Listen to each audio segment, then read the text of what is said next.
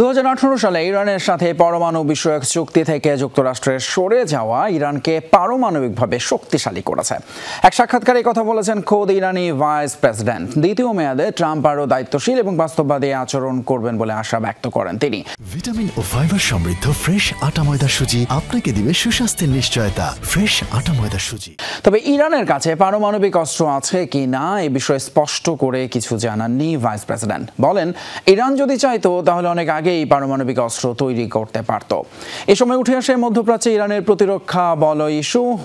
Vice president বলেন, এসব সশস্ত্র গোষ্ঠীকে থামানোর চেষ্টা করে খুব একটা লাভ হবে না। যতদিন দখলদারিত্ব থাকবে, দমন নিপীড়ন থাকবে, ততদিন হামাস, হিজবুল্লাহ এবং অন্যান্য সশস্ত্র গোষ্ঠী টিকে থাকবে। দখলদারিত্ব নিপীড়ন বন্ধ হয়ে গেলে আপনা আপনি বিলুপ্ত হয়ে যাবে এসব গোষ্ঠীও।